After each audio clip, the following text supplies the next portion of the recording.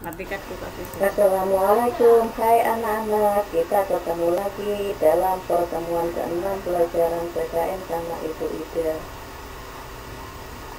Assalamualaikum warahmatullahi wabarakatuh. Salam sejahtera buat kita semua.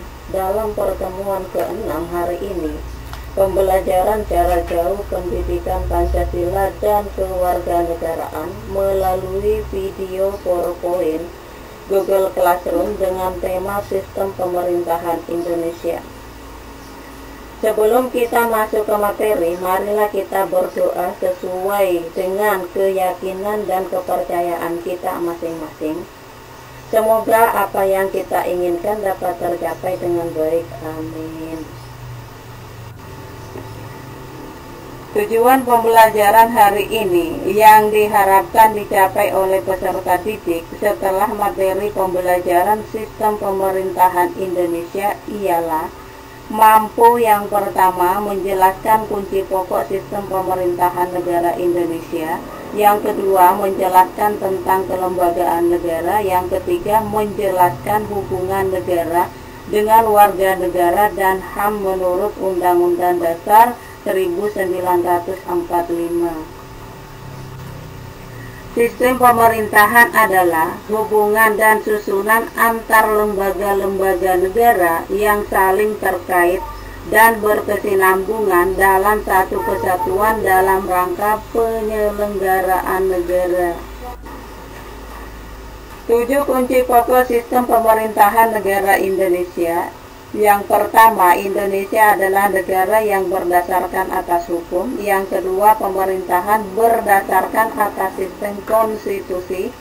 Yang ketiga, kekuasaan negara yang tertinggi dilaksanakan MPR. Yang keempat, presiden adalah penyelenggara pemerintahan negara yang tertinggi di bawah MPR. Yang kelima, presiden tidak bertanggung jawab kepada DPR. Yang keenam, menteri negara adalah pembantu presiden. Menteri negara tidak bertanggung jawab kepada DPR. Yang ketujuh, kekuasaan kepala negara tidak tak terbatas. Kelembagaan negara. Lembaga tertinggi negara adalah MPR, pemegang dan pelaksanaan kedaulatan rakyat.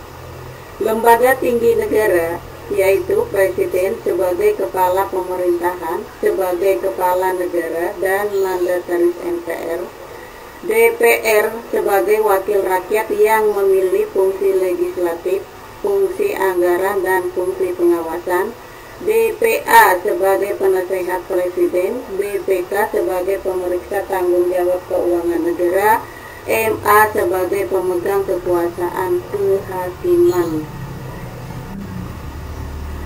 Hubungan negara dengan warga negara dan HAM menurut Undang-Undang Dasar 1945. Menurut Undang-Undang Dasar 1945, hubungan negara dengan warga negara erat kaitannya dengan hak asasi manusia. Warga negara ialah orang-orang Indonesia dan orang-orang lain yang bertempat tinggal di Indonesia.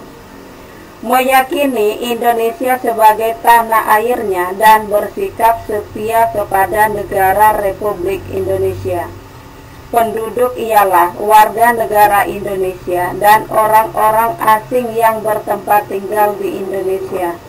Ikatan seseorang yang menjadi warga negara menimbulkan suatu hak dan kewajiban. Lambang-lambang Persatuan Indonesia. Pertama, bendera negara Indonesia adalah sang merah putih. Yang kedua, bahasa negara adalah bahasa Indonesia. Yang ketiga, lambang negara adalah Garuda Pancasila dengan semboyan Bhinneka Tunggal Ika. Yang keempat, lagu kebangsaan negara Indonesia adalah Indonesia Raya. Perubahan Undang-Undang Dasar 1945. Yang pertama, untuk merubah Undang-Undang Dasar 1945 sekurang-kurangnya 2/3 dari jumlah anggota MPR harus hadir. Yang kedua, putusan diambil dengan persetujuan sekurang-kurangnya 2/3 dari jumlah anggota yang hadir. Dengan dikukuhkannya Dekret Presiden 5 Juli 1959 tentang berlakunya kembali Undang-Undang Dasar 1945. Pasal-pasal aturan peralihan dan aturan tambahan tidak berlaku lagi, kecuali pasal 2 aturan peralihan yang berbunyi, segala badan negara dan peraturan yang ada masih langsung berlaku selama belum diadakan yang baru menurut Undang-Undang Dasar.